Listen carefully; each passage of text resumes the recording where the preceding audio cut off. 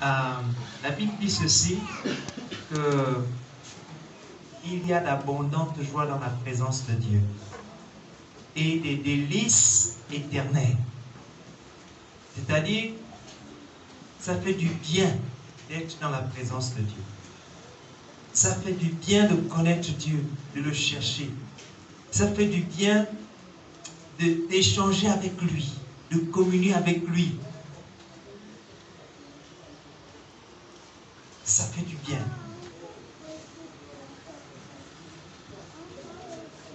C'est comme quand deux amoureux se retrouvent. Ils ont envie de rester ensemble, à partager, à parler, à discuter, à échanger, à parler de tout. Et ils vont vider tous les sujets de conversation. Le plus important, c'est qu'ils sont toujours ensemble. Amen. Ok. Donc, on est là, on va continuer sur le thème. On a commencé déjà depuis là, sur la connaissance de Dieu. Et la louange et l'adoration sont un moyen excellent d'entrer davantage dans la présence de Dieu et de le connaître de mieux en mieux.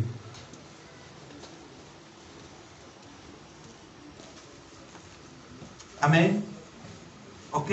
Donc, la semaine dernière, on a vu quels étaient les devoirs d'un fils. Parce qu'on est toujours on cherche à apprendre à connaître Dieu. On a dit que le meilleur moyen de connaître Dieu, c'était d'être en relation avec lui. Et on a vu ceux qui ne connaissent pas Dieu. On a vu ceux qui connaissent Dieu comme les enfants. Et on est en train de voir connaître Dieu comme un fils. Et donc, connaître Dieu comme un fils, la semaine dernière, on a vu quels sont les devoirs du fils. Qui peut me rappeler 2 ou 3 éléments qu'on a vus concernant les devoirs du fils?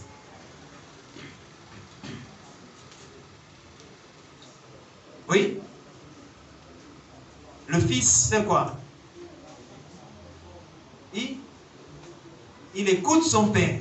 Ok? Quoi d'autre? Il honore son père. Très bien. Il obéit à son père. Quoi d'autre?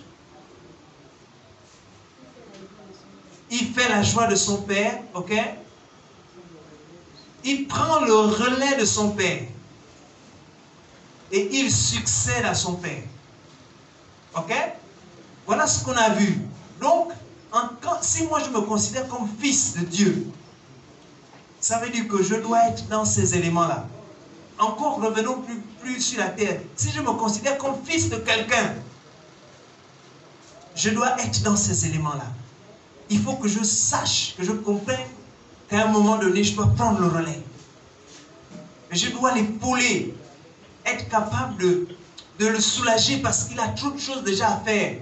Ou bien, il n'a plus l'énergie suffisante pour pouvoir accomplir ce qu'il avait projeté à accomplir. En tant que fils, je dois être capable, ou je dois comprendre, que je dois me disposer pour l'aider encore, de prendre la vision qu'il a commencée et de la mener plus loin, parce que je suis fils. Si je ne suis pas fils, bon, il n'y a pas de problème, je suis l'enfant du dehors. Mais si je suis fils, j'ai la responsabilité. C'est ma responsabilité en tant que fils de prendre le relais. Pour prendre le relais, il faut comprendre comment ça marche. Et pour comprendre comment ça marche, il faut écouter ce que le Père dit. Il faut obéir aux moindres instructions. Parce que, en écoutant ce qu'il dit, il est en train de t'expliquer comment les affaires marchent. Comment la vie fonctionne. Comment un fils doit se comporter dans la société. Comment est-ce que tu dois gérer les affaires de papa. Il te montre, dit mon fils, tu vois, ici quand tu es confronté à telle situation, voilà ce qu'il faut faire. Bon, demain, tu seras confronté à telle situation. Toi, tu iras, moi je ne peux pas partir, mais toi tu vas aller, tu vas faire telle chose, telle chose, telle chose. Et tu verras que ça va régler. Mais toi, comme tu ne veux pas écouter papa, tu ne veux pas obéir, tu ne fais pas. Ou tu fais ce que bon te semble. Tu n'auras jamais acquis la sagesse, l'intelligence nécessaire pour prendre le relais au moment venu. C'est pour ça l'obéissance. En fait, l'obéissance, ce n'est pas pour le Père. L'obéissance, c'est pour moi. Parce que quand j'obéis, j'acquiers la sagesse, j'acquiers l'intelligence, j'acquiers la connaissance qui me permet après d'être capable de porter la vision, de continuer ce que mon Père a commencé. Mais si je n'ai pas eu l'intelligence d'écouter, d'obéir, de respecter, ben je n'aurai jamais cette sagesse-là. Quelqu'un d'autre qui a écouté mon Père prendra le relais de mon Père. Et je serai amer. Mais comment mon Père, qui m'a mis au monde, donne l'héritage à quelqu'un d'autre, alors que moi je suis là? Mais est-ce que tu as écouté ton Père au moment venu? Quand il te parlait, est-ce que tu suivais ce qu'il te disait? Est-ce que tu comprenais vraiment la portée de ce qu'il voulait te dire? Ou tu banalisais ça, ce n'était pas important? Mais il y a quelqu'un qui était là à côté. Pour lui, c'était important, il buvait ça comme de l'eau, il apprenait. Et après, quand le Père regarde, il dit, mon fils, c'est celui-là. Parce qu'il comprend, il connaît, il sait bien comment marche toute cette affaire-là. Si je laisse ça à celui-là, ce sera foutu. Donc, vaut mieux, pour préserver tous ces acquis-là, je laisse ça à celui qui a compris comment ça marche. Amen. Voilà pourquoi c'est important d'obéir. Et si je suis fils de Dieu, voilà pourquoi c'est important d'obéir à Dieu. Parce que l'obéissance à Dieu, ce n'est pas pour moi. Ce n'est pas pour Dieu, c'est pour moi. Dieu me prépare à porter la vision que je dois porter. C'est pour ça qu'il te dit non, arrête de mentir. Parce que dans mon royaume, le mensonge ne t'amènera nulle part. C'est la vérité, la droiture qui t'amènera au bon endroit, qui te permettra de porter ce que tu dois porter. J'ai un projet grand pour toi. Arrête de mentir. Et toi, tu dis non, je peux mentir de temps en temps, il n'y a pas de problème. Mais tu ne pourras jamais être capable de porter ça. Et donc, tu auras raté ta vie. C'est pareil partout. Arrête de tricher. Tu dis non, moi, tout le monde triche, moi aussi je vais tricher. Dieu a quelque chose de grand pour toi. Et la triche ne te permet pas d'acquérir ça, de porter ça. Donc arrête. Ok? Voilà pourquoi il y a les devoirs du Fils. Les devoirs du Fils, c'est pour le préparer à être capable de poursuivre la vision du Père. Mais un élément très important pour être capable d'écouter, d'entendre ce que le Père dit, d'écouter ses conseils, de suivre, de discuter avec lui, d'échanger avec lui. Quand tu ne comprends pas, papa, moi je n'ai pas vraiment compris cette affaire que tu m'as expliqué hier là. C'est vrai que tu m'as dit faire, j'ai fait, mais sans vraiment comprendre. Est-ce que tu peux m'expliquer? Pour ça, il faut ça. Le Fils et le Père doivent être en communion permanente. Ils doivent être en communion permanente. Tu dois toujours être un papa, vraiment. Je comprends cette affaire de sainteté là, mais ce n'est pas encore clair pour moi. Explique-moi encore exactement qu'est-ce que tu attends de moi quand tu parles de sainteté. Et Dieu va te dire, non mon fils, quand je te parle de sainteté, je te demande de laisser ça. Je te demande d'adopter tel comportement. Je te demande d'éviter ces types de choses. Je te demande même de couper d'abord les ponts avec tel ami qui t'entraîne dans des choses bizarres. C'est de ça que je te parle quand je te parle de sainteté. C'est pas d'autre chose. Et toi, tu dis oui papa, je vais faire ça. Et tu obéis à ton père. Ça vous permet de rester en communion. Par contre, quand ton père te dit va à droite, toi tu dis non, Dieu, moi, cette affaire d'aller à droite là, ça ne me plaît pas. Moi je préfère être à gauche. Tu restes à gauche, il n'y a pas de problème. Mais il y a comme un puits ou comme un fossé qui s'est créé entre toi et le Père. Parce que tu as décidé d'aller à gauche et Dieu voulait que tu ailles à droite. C'est ce qui s'est passé avec Adam et Ève. Vous connaissez l'histoire d'Adam et Ève, non? Dieu leur avait dit, ne mangez pas le fruit. Si vous mangez, vous allez mourir. Eux, qu'est-ce qu'ils ont fait? Ils ont dit, bon, oui, c'est vrai que Dieu a dit ne mangez pas, mais le serpent vient de nous montrer que le fruit est bon à manger. Donc, Adam, mon mari, mangeons le fruit, il est bon à manger.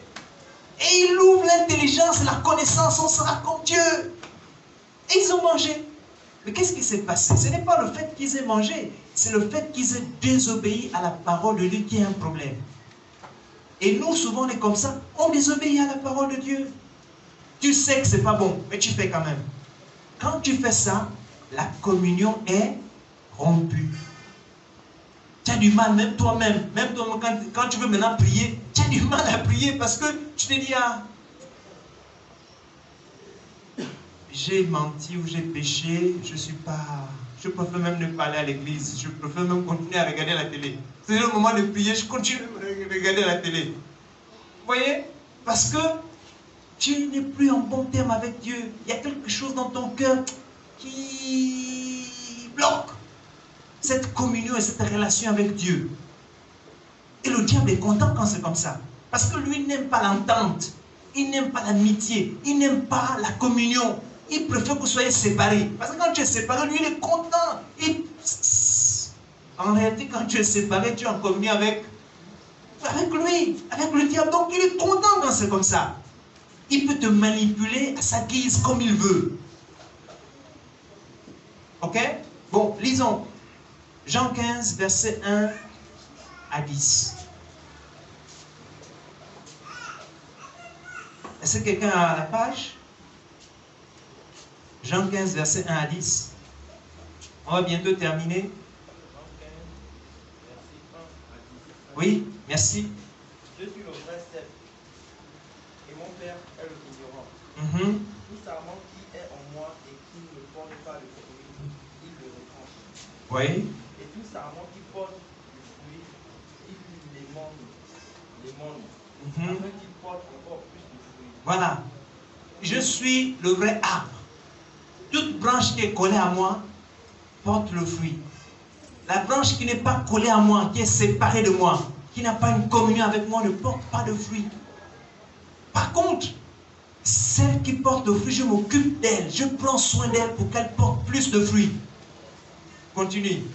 Déjà vous êtes purs à cause de la parole que je vous ai annoncée. Demeurez en moi et je demeurerai en vous.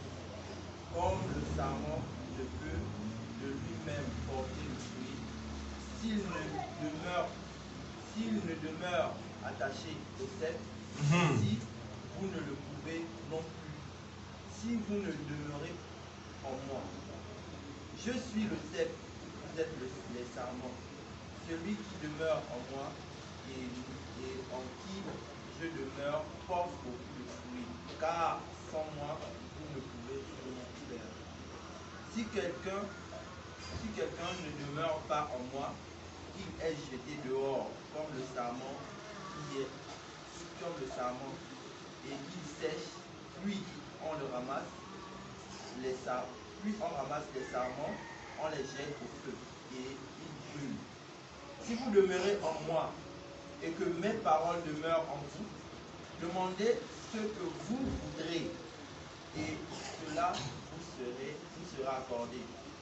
Si vous portez beaucoup de fruits, c'est ainsi que mon Père sera glorifié et que vous serez mes disciples. Comme le Père m'a aimé, je vous ai aussi aimé. Demeurez dans mon cœur. Si vous gardez mes commandements, vous demeurez dans mon cœur. De même que j'ai gardé les commandements de mon Père et que je demeure dans son amour. Amen. Amen. Qu'est-ce qu'on comprend? On comprend qu'en fait, Jésus demeure dans l'amour du Père. Et le Père est aussi en lui. Donc, c'est comme une fusion entre les deux. Le Fils a fusionné avec le Père. Ok? Jésus est dans le Père et le Père est dans le Fils. C'est la même chose que Dieu fait avec nous. C'est ça qu'il veut de nous. Que l'on soit ensemble, que l'on soit en fusion avec lui, que ses pensées soient dans nos vies. C'est ça en fait, ce que ça veut dire. Que les pensées de Dieu, que Dieu lui-même, que ce qu'il aime faire, ce qu'il désire faire, que toutes ses passions, que tous ses projets soient en nous. Ok? C'est de cette manière-là qu'on doit être en communion avec Dieu, en symbiose. Pour les scientifiques, là, les saints, la symbiose. Il n'y a pas, c'est-à-dire quand on me regarde, on ne fait pas la différence entre Dieu et moi. Dès qu'on me voit, on voit Dieu. C'est-à-dire on voit le caractère de Dieu. Si Dieu est bon, on voit la bonté de Dieu. Si Dieu est amour, on voit l'amour de Dieu. Si Dieu est paisible, on voit la paix de Dieu en moi. C'est ça que Dieu veut. Et pour faire ça, il faut que j'apprenne à être en symbiose avec lui, être ensemble avec lui. Et la meilleure manière d'être ensemble avec lui, c'est d'être en communion. Comment ça se passe? C'est en méditant la parole de Dieu, c'est en priant. Je médite, je prie. Je médite, je prie. Quand je médite, j'écoute Dieu. Et quand je prie, je parle à Dieu pour lui dire ce qu'il y a dans mon cœur, ce que je ressens, ce qui n'est pas si bien, ce que je ne comprends pas. Ou aussi ce qui me frustre. Je dis ça à Dieu. Ça permet un échange, d'accord, entre Dieu et moi, en permanence. Comme un père et un fils. Non, papa, aujourd'hui, vraiment, je n'ai pas aimé la manière dont tu m'as blâmé. Vraiment, j'aimerais que la prochaine fois, tu ne me blâmes pas quand même devant tous les autres. Comme ça, là, ça m'a beaucoup fait honte. Tu vois? C'est comme une prière que tu es en train d'adresser à ton père. Dis non, quand même, la prochaine fois, s'il te plaît, blâme-moi en cachette. Au moins, je n'aurai pas honte devant mes amis. Le père qui aime son fils va comprendre que cette situation-là frustre mon fils. Donc, qu'est-ce qu'il faut faire? La prochaine fois, si je veux je le prends sur le côté et je parle avec lui. Et le père va dire, mon fils, hier, ta façon d'agir n'a pas été bonne. Tu as manqué de respect à ta mère. Et c'est pas bien. Ne fais plus ça. Fais plutôt, prends le temps d'écouter ta mère et d'obéir. Le père va aussi parler comme ça. Et ça devient quoi? Un échange. Mais si moi je suis fâché contre papa et que je ne lui en parle pas, qu'est-ce qui se passe? La communion se coupe. C'est-à-dire, je n'ai plus envie de parler à papa. Et papa aussi, il est là-bas et dit, bon, si tu ne viens pas me parler, c'est ton problème. Et la communion est coupée. C'est la même chose avec Dieu. Exactement la même chose. C'est pour ça que quand Dieu nous demande de prier, il dit, mon Père qui es aux cieux. C'est comme ça qu'on prie. Papa, on s'adresse à papa. On ne s'adresse pas à un inconnu, à quelqu'un qu'on ne connaît pas. On s'adresse à papa quand on prie. Si Dieu n'est pas ton papa, c'est difficile d'aller le prier parce que tu ne le connais pas. Tu ne sais pas qui il est, tu ne sais pas comment il fonctionne. Tu ne sais pas quelles sont ses habitudes. Tu ne sais pas quand il est fâché, quand il est content. Tu ne sais pas. Tu peux arriver vouloir demander au moment où il est fâché. Et il ne te donne pas. Parce que toi-même, tu as mal agi avant. Or, si tu le connais, tu dis non, là, papa, en ce moment, il n'est pas en bon terme avec moi. Je règle d'abord l'affaire. Bon, papa, vraiment, je te demande pardon parce que depuis ce matin-là, je suis fâché. Je suis énervé. Mais je te demande pardon parce que je ne sais pas bien être énervé avec toi. Ok? Tu arranges l'affaire avec papa. Et puis après, maintenant, tu peux dire, mon papa, écoute. En fait, moi, là, tu vois, là, je voulais aller du côté de Mangungu, mais je n'ai pas l'argent du taxi. Non, moi, c'est bien. Tu dis, ok, bon, c'est bon, mon fils. Tu as réglé l'affaire, voilà l'argent du taxi. Vous voyez? C'est aussi simple que ça, la relation avec Dieu et la communion avec Dieu. Je vous parle de manière simple. Ok? Alors, quels sont les avantages d'un fils? On va terminer avec ça. Quels sont les avantages? Le Père aime le Fils. Vous vous souvenez de ce verset-là, Luc 3, 22. Quand Jésus a été baptisé, qu'est-ce qui s'est passé? Une voix s'est fait entendre. Celui-ci est mon Fils bien-aimé. Toi aussi, tu es le Fils bien-aimé de Dieu. Ou la fille bien-aimée de Dieu. Même si personne ne t'aime, tu es la fille bien-aimée de Dieu. Ok? On vient de le lire. Le Père est en communion permanente avec le Fils. Pour que tout se passe bien, pour que la transmission se passe bien, le Père et le Fils doivent être en communion. On vient de lire ça dans Jean 15. Ok? Allez-y, reméditez ça à la maison, lisez bien et demandez à Dieu de vous aider à comprendre ça. Après, le Père fait confiance au Fils. Le même verset là, Luc 3, 22 dit, une voix se fit entendre, celui-ci est mon fils bien-aimé, en qui j'ai mis toute ma confiance. Donc le Père a confiance au Fils. Si le Père n'a pas confiance au Fils, il ne peut rien lui confier. Ok? Pourquoi est-ce qu'un papa ne peut pas donner, pourquoi est-ce que moi je ne peux pas donner 1000 francs à Caleb? Pourquoi? Mais parce que, oui. Parce qu'il va acheter les bonbons. Voilà. C'est parce qu'il va acheter les bonbons, il va gaspiller l'argent. C'est pour ça, donc je ne peux pas lui faire confiance en donnant 10 000 francs. Et c'est la même chose. Dieu ne peut pas nous faire confiance.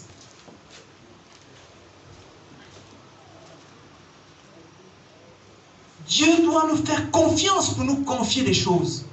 Il dit, on ne donne pas les perles au cochon. Le cochon, c'est quoi? Si tu lui donnes un habit propre au cochon, qu'est-ce qu'il va faire? Il va rapidement aller pourrir dans la boue et salir cet habit-là. Donc, ça sera quoi de lui donner un habit propre? Un fils, un père, a confiance à son fils. C'est ça les privilèges. Si ton père perd confiance en toi, tu vas te sentir mis de côté. Tu vas voir qu'il envoie les autres. Il confie des responsabilités à d'autres. C'est-à-dire, toi, tu es même là, il appelle un enfant du dehors pour lui confier des responsabilités. Parce qu'il n'a plus confiance en toi, il a perdu quelque chose. Peut-être parce qu'il t'a envoyé une fois et tu as volé. C'est la même chose avec Dieu. Dieu t'a donné une responsabilité, tu n'as pas assumé correctement. Ou tu t'es égaré. Qu'est-ce qui se passe? Il se dit, si je confie en quoi cet enfant-là, il n'est pas encore capable, il n'est pas capable de porter l'affaire-là. Donc, j'attends qu'il mûrisse un peu encore. Donc, le père a confiance à son fils. Et le père prend soin. Pourquoi est-ce que Dieu prendrait soin de toi? Si c'est pour aller te gaspiller. Regarde, la dernière fois on s'est fâché avec Chifra, pourquoi? Elle était bien habillée pour aller à l'école. Elle est sortie, elle a plongé dans la boue. Je dis, mais c'est quoi ça? C'est du gâchis. Ok? Dieu te lave, il te pouponne, il te pomponne, il te donne tout, il prend soin de toi. Et toi-même, volontairement, expressement, tu vas encore te jeter dans la boue. Je dis, ah ben. Oh. C'est quoi ça? Dieu s'occupe de ses enfants. C'est sa responsabilité. Il n'a même pas besoin que tu lui demandes 100 fois. Il sait que c'est ça qu'il doit faire. Mais pour ça, toi, tu dois être conforme à un fils. Ok? Le père ne refuse rien à son fils.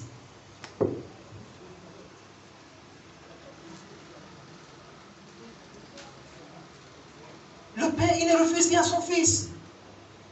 Non. La Bible dit que si tu demeures en moi et que je demeure en toi, demande tout ce que tu veux et je te donnerai. Pourquoi? Parce que le père a confiance en son fils. Il sait que son fils ne peut pas lui demander quelque chose de bizarre. Ok? Si mon fils a vraiment écouté ce que je lui dis, il ne va pas me demander quelque chose qui est contraire à ma volonté. Il ne va pas me demander quelque chose pour son orgueil. Parce qu'il me connaît, il sait que je ne peux pas lui donner ça. Donc il ne va pas me demander ça. C'est ça le père. Il ne refuse rien à son fils. Donc Dieu n'est pas un père qui refuse de te donner des choses. Il veut te donner tout ce que tu peux avoir besoin. Pourvu que tu demandes selon sa volonté. Et que tu sois en communion permanente avec ton Dieu. Ok? Le père confie au fils la gestion de tout. Ah! Dieu fait ça. Oui! Oui! Il te confie la gestion de tout. Vous voyez le verset là, c'est le verset de Genèse. Et c'est Abraham qui est en train de dire à Dieu, mais Dieu, il est triste. Il est en train de prier à Dieu. Dieu lui dit, je ferai de toi une grande nation. Et lui dit, mais Dieu, toi tu vas faire de moi une grande nation. Je n'ai même pas d'enfant. Je n'ai aucun enfant. Je n'ai pas d'héritier. Regarde tout le travail que j'ai fait là. Des années de travail, d'investissement. J'ai élevé des moutons, des vaches, des bœufs. J'ai des richesses à foison. Mais je n'ai même pas d'enfant pour récupérer ça. Alors ça sert à quoi que tu me bénisses même? Vaut mieux que tu ne me bénisses pas parce qu'il n'y a personne pour poursuivre ça. Tu ne m'as pas donné d'enfant. Tu ne m'as pas donné d'enfant. Voilà. C'est ce qu'Abraham dit à Dieu. Et Dieu lui dit, Abraham avait déjà même choisi un autre héritier. C'est un de ses serviteurs. Il dit, c'est lui qui va hériter. Dieu lui dit, non, c'est ton fils qui va hériter. Et finalement, c'est Isaac qui a hérité de tout l'héritage d'Abraham, son fils. Ok? Donc, c'est Isaac qui a récupéré la gestion des affaires de son père. Donc, si tu te considères fils de Dieu, tu as la gestion des affaires de Dieu. Si tu te considères fils de quelqu'un, tu vas avoir la gestion de ces affaires-là. Les choses difficiles, comme aussi les choses faciles. Ok?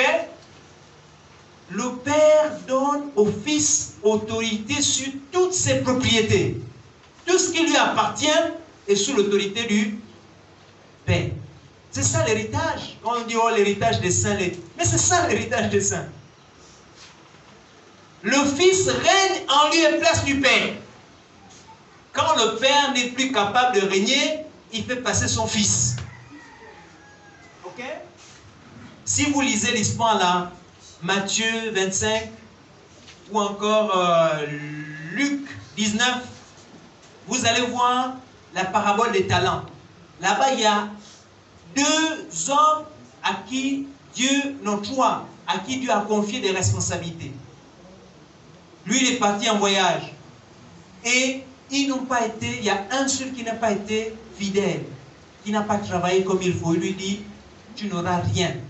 On va même t'enlever ce que tu as. Et ceux qui ont été fidèles, il leur dit, bon et fidèle serviteur, tu as été digne de confiance en peu de choses. Je te confierai le règne, la responsabilité sur 10 villes. Parce que tu as été capable de gérer le peu que je t'ai donné. Donc, quand on est fils, si on n'est pas capable de gérer le peu que notre Père nous confie, mais il aura du mal à nous faire confiance pour nous donner de hautes responsabilités. Et c'est ça avec Dieu aussi. Tu vas voir quelqu'un, il est 100 ans dans la maison de Dieu. Mais il est toujours assis là. Il n'a aucune responsabilité parce que il ne communie pas avec Dieu. Il lui manque ça. Donc, le Fils règne en lieu et en place de son Père. C'est ça, Genèse 15 que l'on vient de lire là. Et quelque chose qui est très important pour un père, c'est de voir ses fils s'épanouir. Il n'y a pas un père qui est vraiment énervé quand son fils réussit. C'est-à-dire qu'il est déjà détraqué dans la tête si un père fait ça. Il n'est plus bien, il est déjà malade, c'est-à-dire la machine est déréglée. Mais un père bien réglé, comme Dieu, Dieu c'est le Père des pères. Il ne peut pas être content que tu sois malheureux. C'est impossible, impossible.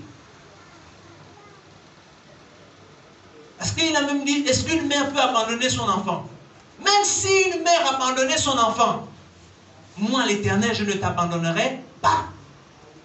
Donc, Dieu ne peut pas te voir en train de souffrir, il est content, non. Et en réalité, quand on n'est pas bien, c'est nous-mêmes souvent. Et on avait déjà lu ça, ce passage-là, mais tu m'as amené à vouloir venir insister encore là-dessus. Voici les fils sont un héritage pour l'Éternel, de l'Éternel. Le fruit des entrailles est une récompense, comme des flèches dans la main d'un guerrier.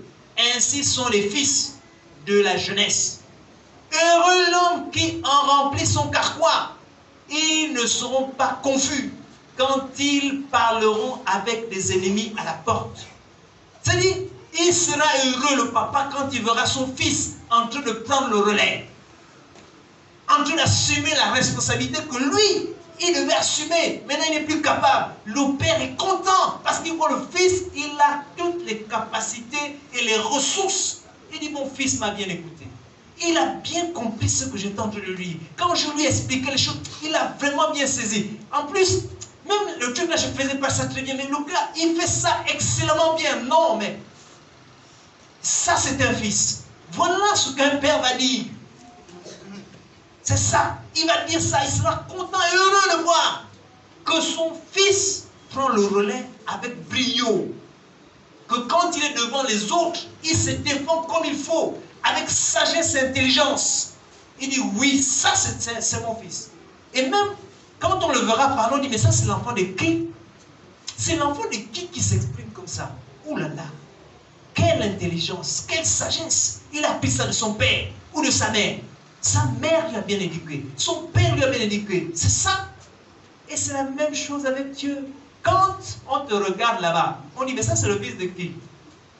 Oh non, c'est le fils de Dieu. Ah, un fils de Dieu qui se comporte comme ça, il ne ressemble pas à Dieu. C'est sûr que c'est le fils de quelqu'un d'autre. Est-ce que c'est ça qu'on dit de toi?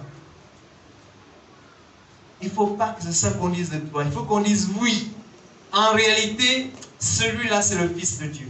Parce que sa manière de faire, sa manière de se comporter, sa manière d'agir, sa manière même de parler ou de prendre des décisions, non.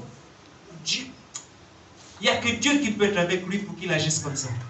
C'est ça que Dieu attend de nous, qui sommes les fils de Dieu. Amen. On va prier.